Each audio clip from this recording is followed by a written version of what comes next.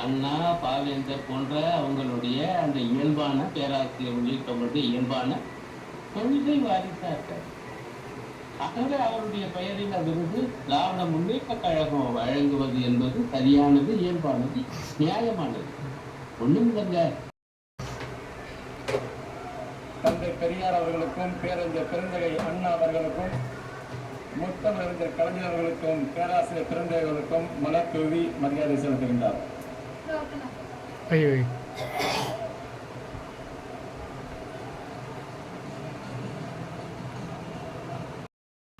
என்பதை பிபிசி நிறுவனம் தனது தொலைக்காட்சி மற்றும் வானொலி ஒளிபரப்பில் ஒரு குறு ஆவணமாக உலகம் முழுவதும் சென்று சேரும் வகையில் வெளியிட்டுள்ளது. 1959ஆம் ஆண்டு தேக்கம்பட்டி ஊராட்சி உறுப்பினராக தேர்ந்தெடுக்கப்பட்ட இவர் 1964இல் இந்த சிறப்புக்குரிய வாய்ப்பை தந்த கழக தலைவர் தமிழ்நாடு முதலமைச்சர் அவர்களுக்கு என்னுடைய நன்றியையும் வணக்கத்தையும் முதற்க நான் தெரிவித்துக் கொள்கின்றேன். மாண்புமிகு நீர்வளத்துறை அமைச்சர், கழக பொதுச் செயலாளர் துரைமுருகன் மாமா அவர்களே, கழக பொருளாளர் கழக மக்களவை குழு தலைவர் TR பால்மாமா அவர்களே, மாண்புமிகு நகராட்சி நிர்வாகத்துறை அமைச்சர் கழகத்துடைய முதன்மை செயலாளர் அண்ணன் திரு K நேரு அவர்களே, கழகத்துடைய துணை பொதுச் செயலாளர்கள், அமைப்பு செயலாளர் உள்ளிட்ட தலைமை கழக நிர்வாகிகளே, மாண்புமிகு அமைச்சர் பெருமக்களே, மாவட்ட கழக செயலாளர்களே, இந்த முப்பெரும் விழாவிற்கான ஏற்பாட்டை மிகச் சிறப்பாக செய்திருக்கின்ற மாண்புமிகு மருத்துவம் மற்றும் மக்கள் நல்வாழ்வுத்துறை அமைச்சர், சென்னை தெற்கு மாவட்ட கழக செயலாளர் அண்ணன் திரு ஐயா கு சாமி பெண்ணு திருமதி லட்சுமி அம்மாள் அவர்களுடைய இணையரின் 6வது மகனாக பிறந்தவர் ஜெகத்ரட்சகன்.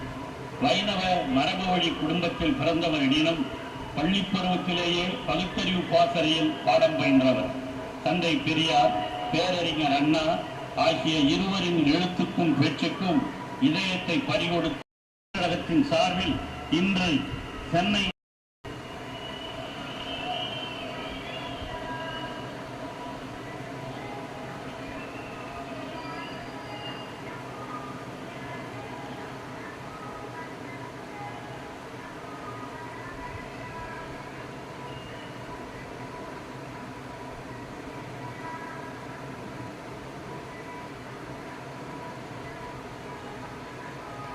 பெயருக்கு கோமல் என்ற மகள் உள்ளார்.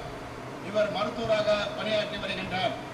இவர் கழக பணியினை பாராட்டும் வகையில் திமுக பவள விழா ஆண்டில் தலைமை கழகத்தின் சார்பில் இன்று 17/9/1924ஆம் ஆண்டு சென்னை நந்தனம் IMC திடலில் நடைபெறும் இந்த முப்பெரும் விழாவில் மாண்புமிகு முதலமைச்சர் கழகத் தலைவர் அவர்கள் பாவேந்தர் விருது வழங்கி சிறப்பிக்கின்றார். நன்றி, வணக்கம்.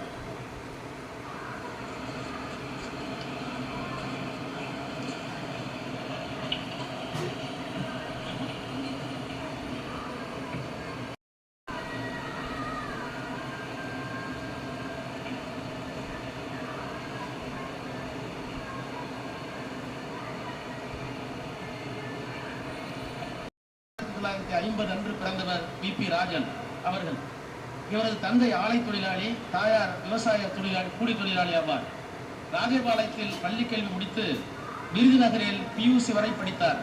கல்லூரியில் படிக்கும் போது கழக மாணவர்களில் இணைந்து பணியாற்றினார். 1969ஆம் ஆண்டில் தான் வளர்ந்த பாகைக்குளம்பட்டி கிராமத்தில் அண்ணா அறிவாலயம் என்ற பெயரில் படிப்பகம் தொடங்கி கழக பணியில் ஈடுபட்டார். 1972ஆம் ஆண்டில் பாகைக்குளம்பட்டி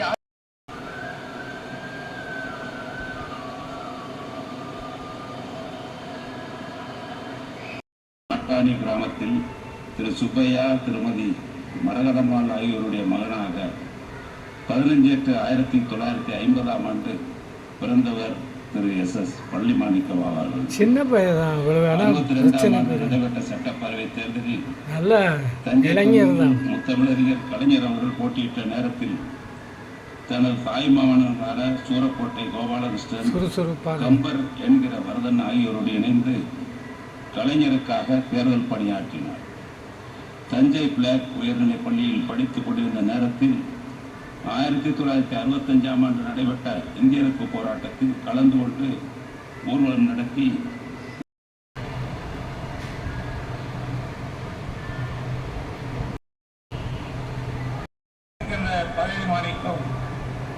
சட்டக்கல்லூரியில் எங்களோடு படித்தவர்.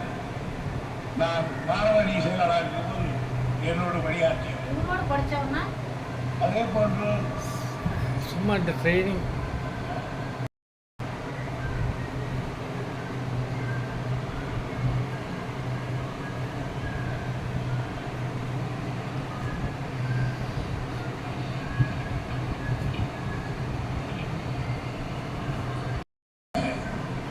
தமிழ்நாட்டினுடைய முதலமைச்சர் தளபதி அவர்கள்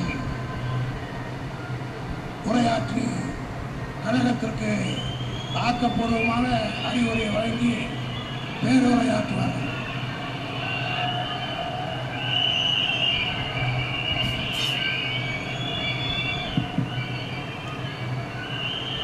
கழகம் நல்ல கழகம், நம் திராவிட முன்னேற்ற கழகம், அதன் திருப்பணி என்றென்று தொடரும்.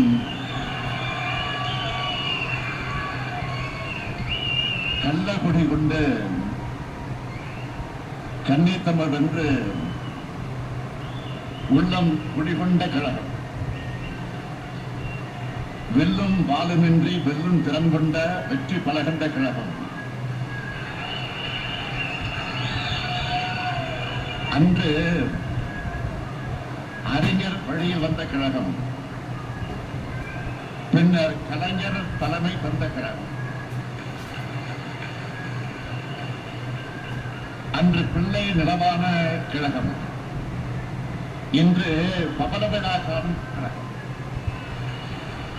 கழகம் நல்ல கழகம், திராவிட முன்னேற்ற கழகம். அந்த திருப்பணி என்றும் தொடரும். இப்படி என்னை தலைநிமிர்ந்து முழங்க வச்ச திராவிட முன்னேற்ற கழகத்தோட சீடர்கள் அனைவரும் வாழும் திசையை நோக்கி வணங்குகிறேன்.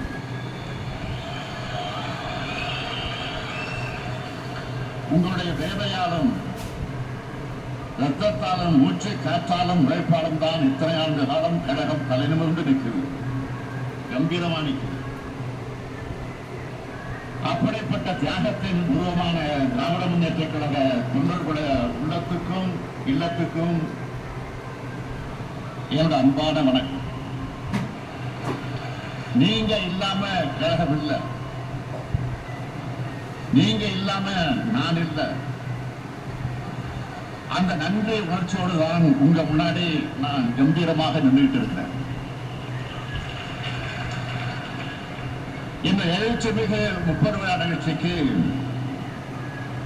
தலைமையேற்றுள்ள என்னுடைய ஆறுயிர் அண்ணன் கழக பொதுச் செயலாளர் துரைமுருகன் அவர்களை, கழக பொருளாளர் என்னுடைய சகோதரர் டி.ஆர். பாலு அவர்களை,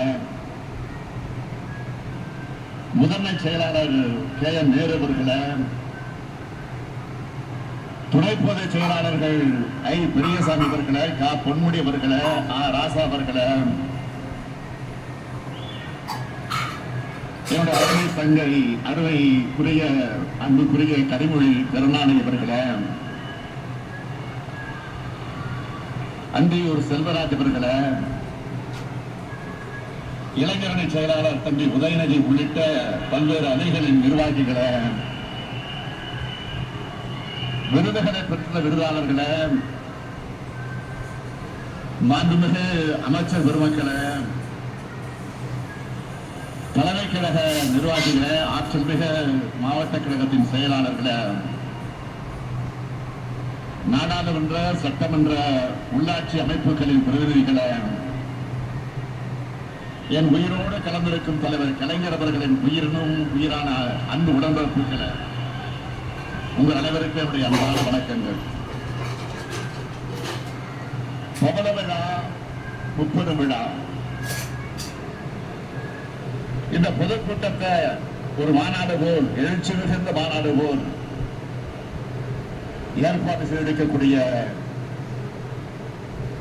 மாராத்தான் அமைச்சர் மாண்புமிகு வாசு அவர்கள், சைதாப்பேட்டை என்பது தலைவர் கலைஞருடைய தொகுதி. அதுவும் 2 முறை வென்ற தொகுதி.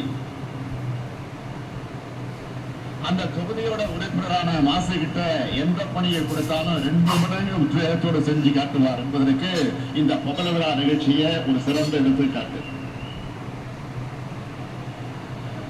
சென்னை தெற்கு மாவட்ட கழகத்துடைய செயலாளர் மாசுவுக்கும் அவரோட தோளோடு தோல் என்று கொண்டாற்றி இருக்கக்கூடிய சென்னை தெற்கு மாவட்ட கழக செயல் வீரர்கள் ஒவ்வொருத்தருக்கும் தலைமை கழகத்தின் சார்பில் என்னுடைய நன்றியை நான் தெரிவித்துக் கொள்ள விரும்புகிறேன். 14 நாட்கள் அமெரிக்க பயணத்தை முடிச்சிட்டு கடந்த 14ஆம் தேதி சென்னைக்கு திரும்பினேன். தொழில் முதலீடுகளை ஈர்ப்பதற்காக நானும் தம்பி டிஆர்பி ராஜா அவர்களும் அமெரிக்காவுக்கு சென்றோம். சென்றோம்னு சொல்றதை விட வென்றோம்னு தான் சொல்லணும். பல்லாயிரம் கோடி ரூபாய்க்கான முதலீடுகளும் பல்லாயிரக்கணக்கான வேலை வாய்ப்புகளும் கிடைக்க இருக்கு. அதை எண்ணி அடைந்த மகிழ்ச்சிக்கு எனக்கு அளவே கிடையாது. அதேபோல எனக்கு அமெரிக்க வாழ் தமிழர்கள் கொடுத்த வரவேற்பு என்பது இந்தியாவின் மற்ற மாநில மக்களும் சோசியல் மீடியாவில் வியந்து பேசுற அளவுக்கு ரீச் ஆச்சு. அதுக்கு காரணம் நாம என்னைக்கு மக்களோட மக்களா இருக்கும். 1956ஆம் ஆண்டு 1966ஆம் ஆண்டு என்னோட 13 வயசுல விவகார இளைஞர் திமுகவை தொடங்கி 53 ஆண்டு காலம் இயக்கத்துக்கும் தமிழ்நாட்டுக்கும் உழைப்புக்கான அங்கீகாரம் தான் இந்த பரவலாக காணக்கூடிய திராவிட முன்னேற்ற கழகத்திற்கு நான் தலைவராக இருக்கிறது. கருப்பு சிவப்பு கொடியும் உடன்பிறப்புகளோட அரவணைப்பும் தலைவர் கலைஞருடைய வழிகாட்டுதல் தான் என்னை இந்த அளவுக்கு உயர்த்தியிருக்கு. திராவிட முன்னேற்ற கழகத்தோட தலைவர் என்ற தகுதி எனக்கு வழங்கினவங்க கழக உடன்பிறப்புகளான நீங்க தான். தமிழ்நாட்டோட முதலமைச்சர் என்ற மாபெரும் தகுதியை வழங்கினவங்க தமிழ்நாட்டு மக்கள். கழகமும் தமிழ்நாடும் என்னோட இரு கண்கள் நான் செயல்பட்டு வர்ற இந்த நேரத்தில் கழகத்துடைய புகழ விழாவை கொண்டாடுறது எனக்கு கிடைச்ச பெருமையாக, என்னுடைய வாழ்நாள் கிடைத்திருக்கக்கூடிய பெருமையாக நான் கருதுகிறேன். ஆண்டுதோறும் செப்டம்பர் மாதத்துல திராவிட மாதமாக நான் கொண்டாடிக்கிட்டு வரோம். பதத்திலே பிறந்தவன் தந்தை பெரியார் பிறந்த நாள், பேரறிஞர் பிறந்தகரி அண்ணா பிறந்த நாள், அறிவியக்கமாம் திராவிட முன்னேற்ற கழகம் உதயமான நாள் ஆகிய 3ஐயும் நினைச்சு பெருவிழாவாக தலைவர் கலைஞர் அவர்கள் கொண்டாட தொடங்கினார். இந்த விழாவுக்கு மகுட வைத்தால் போல கழகத்தோட தீரர்களுக்கு விருதுகளை வழங்கி சிறப்பித்தார். பவளவிழா ஆண்டான இந்த ஆண்டு முதல் என்னுடைய பேரிலான விருது 6ஆவதாக சேர்க்கப்பட்டிருக்கேன். 6வது முறையா கழக ஆட்சியை நான் அமர்த்தின என்பதற்காக இது வழங்கப்பட்டிருக்கான்னு எனக்கு தெரியல. விருதுகள் பெறக்கூடிய ஒவ்வொருத்தருக்கும் என்னுடைய பாராட்டுக்களை தெரிவிக்கிற அதே நேரத்தில் ஒவ்வொருவரும் ஒவ்வொரு வகையில பெருமைக்குரியவர்கள். தந்தை பெரியார் விருத திருமிகு பாப்பம்மாள் அவர்கள் பெற்றிருக்கிறார். அவர் உடல்நிலை காரணமாக அவரால் வர முடியல என்றாலும் அவருடைய சார்பில் அவருடைய குடும்பத்தை சார்ந்த ஒருத்தர் அந்த விருதை பெற்றிருக்கிறார். பெரியாருக்கு பெரியார் என்ற பட்டத்தை வழங்கினவங்கள பெண்கள் தான். அந்த வகையில ஒரு பெண் பெறுவது மிக மிக பொருத்தமானது. கழகம் தொடங்கப்பட்ட காலத்திலிருந்து கழகத்தில் தொண்டாக சேர்ந்து கழக நேரத்தில் எல்லா போராட்டங்களையும் பங்கெடுத்து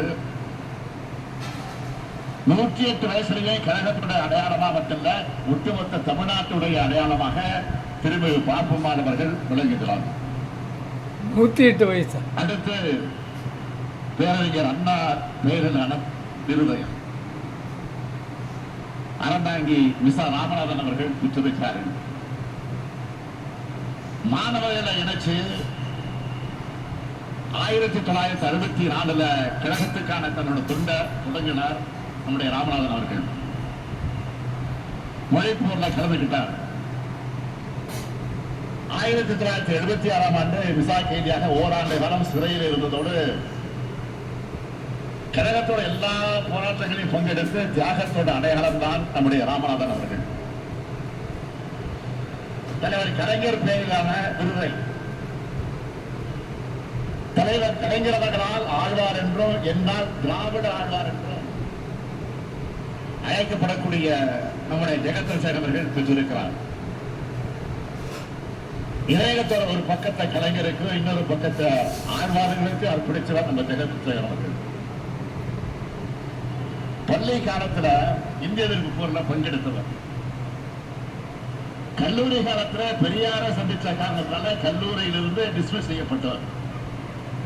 அதனாலதான் இத்தனை கல்லூரிகளை பல்கலைக்கழக ஜெகத்தில் தொடங்கினாரா என்பது அவருக்கு சந்தேகமாக இருக்கு. கல்வி நிலையங்கள் இலக்கிய பணிகள் எது இருந்தாலும் அரசியலையே முழுமூச்சா கொண்டு கலைஞரே சரணம்னு பணியாற்றும் கலைஞருடைய பக்தர்கள் எத்தனையோ சோதனைகள், மிரட்டல்கள், நெருக்கடிகள் அவருக்கு வந்துச்சு, இன்னும் வந்துட்டு இருக்கு.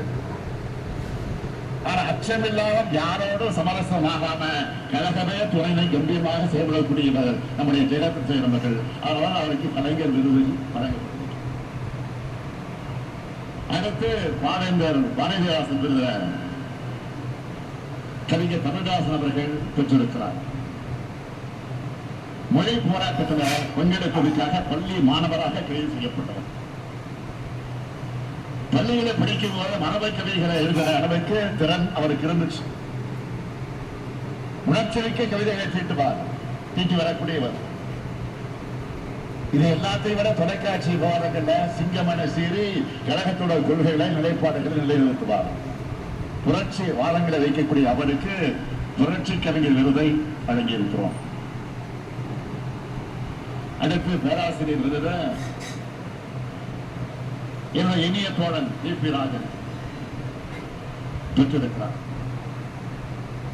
1969 தன்னுடைய கிராமத்தில் அண்ணா அறிவாலயம் என்ற படிப்பை தொடங்கினவர் விபி ராஜன்.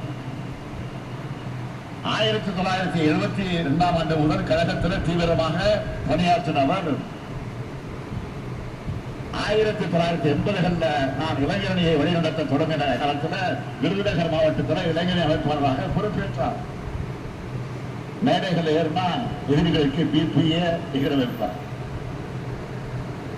அதனால்தான் தலைவர் கலைஞர் அவர்கள் அவருக்கு புலிக்குட்டின்னு பேரை வச்சு அழைத்தார். அவருக்கு இடமான பேராசிரியர் விருது வழங்கப்பட்டது. அடுத்து என்னுடைய பேரிலான விருது இந்திய முன்னாள் அமைச்சர் என்னுடைய அருமை சகோதரர் எஸ் பழனிமாணிக்கம் அவர்கள் பெற்றிருக்கிறார். 1962 தலைவர் கலைஞர் அவர்கள் தஞ்சை தொகுதியில போட்டியிட்டப்போ பள்ளி சிறுவனாக இருந்து உதயசூரனுக்கு வாக்கு கேட்டு அங்கு தேர்தல் பிரச்சாரம் செய்தவர் என்னுடைய அருமை சகோதரர் பழனிமாணிக்கம் அவர்கள். மொழி போராட்டத்தில் ஈடுபட்டவர். மாணவர் திமுகவில் இணைந்து வேகமாக பணியாற்றுகிறார். 6 முறை தஞ்சை நாடாளுமன்ற உறுப்பினர், 9 ஆண்டுகள் ஒன்றிய அமைச்சர், பல்வேறு பொறுப்புகள் மூலமா கழகத்துக்கு பெருமை சேர்த்த பழனிமாணிக்கம் அவர்கள் எனக்கு பெயரான விருதை பெறுவது எனக்கு பெருமையா இருக்கு. விருது பெற்ற அனைவரையும் தலைமை கழகத்தின் சார்பில், கழக அமைப்புகளின் சார்பில், கழக உடன்படிக்கையின் சார்பில் நான் வாழ்த்துக்கிறேன், வணங்குகிறேன். உங்களை பார்த்து எங்களுக்கே விருது கிடைச்சது போல மகிழ்ச்சி அடைகிறோம். ஆண்டுதோறும் விருதுகள் வழங்குகிறோம் என்றாலும் இது கழகத்தோட புகழ்விழா வழங்கப்படும் விருது என்பதால இதுக்கு கூடுதல் சிறப்பு இருக்கு. உங்களை போன்றவர்களோட உழைப்பால் தான் கழகம் இந்த உன்னதமான இடத்துக்கு வந்திருக்கு. ஒரு இயக்கம் 75 ஆண்டு காலம் நிலைச்சிருக்கிறதும், ஒரு இயக்கம் 75 ஆண்டுகள் கழிச்சும் கம்பீரமாக காட்சியளிக்கிறதும் சாதாரணமான சாதனை இல்லை. இதுக்கு முழுவதற்கு காரணம் நம்முடைய அமைப்பு முறைதான் என்பதை நான் நன்றி நிமிர்த்தி சொல்லுவேன். 1977ஆம் ஆண்டு சட்டமன்ற தேர்தலில் கழகம் தோற்ற போது இத்தோட திமுக முடிஞ்சதுன்னு சில ஊடகங்கள் எழுதினாங்க. அப்ப தலைவர் கலைஞர் சொன்னார், கருணாநிதியின் வாழ்வே முடிந்துவிட்டாலும் கழகத்தின் வாழ்வு முடியாது என்ற அளவுக்கு வலிமைகின்ற வாய்ப்பு. அப்படிப்பட்ட அமைப்பை கொண்டது திராவிட முன்னேற்ற கழகம்னு சொன்னார். லட்சம் கிளைக்கழகங்களை கொண்டது நம்ம தலைமை கழகம். இன்றைக்கு நாங்கெல்லாம் தலைமை கழகத்துல கம்பீரமா உட்கார்ந்து இருக்கிறோம்னா அதுக்கு அடித்தளம் இருக்கிறது. அந்த அடித்தளத்தில் இருக்கிற கிளைக்கழகங்கள் அடிக்கட்டுமான சாங்கா இருந்தாதான் மேற்கட்டுமானமும் வலிமையாக இருக்கும். அந்த அடித்தளத்தை பேரறிஞர் அண்ணாவும் தலைவர் கலைஞரும் இனமான பேராசிரியரும் இன்னும் எத்தனையோ தலைவர்களும் உருவாக்கி கொடுத்துட்டு போயிருக்காங்க. தலைவர்கள் எத்தனையோ தளபதிகளை போராளிகளை வீரர்களை உருவாக்கி சென்றிருக்காங்க. தலைவன் தொண்டன் இல்லாம அண்ணன் தம்பி என்ற பாச உணர்வோடு இந்த இயக்கம் கட்டமைக்கப்பட்டுச்சு. உலகத்தில் எந்த அரசியல் இயக்கமும் உடன்பிறப்பு என்ற பாச உணர்வோடு கட்டமைக்கப்படலை. அந்த பாச உணர்வு தான் நம்ம எல்லோரையும் இயக்குது. திராவிட கொள்கையை ஊட்டின பேரறிஞர் அண்ணா அவர்கள் முதல் முறை கோட்டையை கொண்டு வந்து முன்னேற்ற கழகத்தை நிலைநிறுத்தினார். அதை தொடர்ந்து 4 முறை நாட்டை ஆள வாய்ப்பு ஏற்படுத்தி காட்டினார் தலைவர் கலைஞர் அவர்கள். 6வது முறை அரியணை ஏற்பக்கூடிய அந்த கடமையை செய்கிற கட்டளை என் தோன்றல் இருந்துச்சு. லட்சக்கணக்கான உடன்பிறப்புகளின் துணையோடு பெரும்பான்மையான தமிழ் மக்களின் நம்பிக்கையை பெற்று திராவிட மாநில ஆட்சியை நாம் நடத்தி கொடுக்கிறோம். இப்படி வரலாற்று முக்கியத்துவம் இந்த காலகட்டத்தில் நாம் எல்லாரும் இந்த இயக்கத்துல பொறுப்புகள் இருக்கிறோம். இந்த இயக்கத்தான தொண்டர்களாக இருக்கிறோம் என்பதுதான் நமக்கான வாழ்நாள் பெருமை. இந்த தருணத்தில் ஒரு முக்கியமான செய்தியை நான் சுட்டிக்காட்ட விரும்புகிறேன். 25 வயசை கொண்டாடுகிற வெள்ளி விழா ஆண்டுகளையும் நம்ம கழக ஆட்சியில் இருந்துச்சு. 50 வயசை கொண்டாடுற பொன் விழா ஆண்டுகளையும் கழக ஆட்சியில் இருந்துச்சு. 75 வயசை கொண்டாடுற பவர் விழா இப்பவும் கழக ஆட்சியில் இருக்கு. 100 விழா கொண்டாடுவோம் திராவிட முன்னேற்ற கழகம் தான் நிச்சயம் ஆட்சியில் இருக்கும். இன்னும் சொல்லணும்னா திராவிட முன்னேற்ற கழகத்தோட தேவை இன்னும் 100 ஆண்டுகளுக்கு இருக்கு. கடந்து வந்த 75 ஆண்டுகளை எத்தனையோ சாதனைகளை செஞ்சிருக்கிறோம். தாய் தமிழ்நாட்டுக்கு தமிழ்நாடுன்னு பெயர் சுற்றோம். பல்லாயிரம் ஆண்டு பலர் கொண்ட நம்முடைய தாய்மொழிக்கு செம்மொழி தகுதியை பெற்றுத் தந்தோம். திராவிடர் பிற்படுத்தப்பட்டோர், மிகவும் பிற்படுத்தப்பட்டோர், சிறுபான்மையினர், பெண்கள், உழவர்கள், நெசவாளர்கள் என விளிம்புடைய மக்களை கல்வியில வேலை வாய்ப்புல இன்னொரு இடத்துக்கு உயர்த்தணும். எத்தனையோ பள்ளிகள், எத்தனையோ கல்லூரிகள், எத்தனையோ பல்கலைக்கழகங்கள் அத்தனையும் நாம் உருவாக்குவது.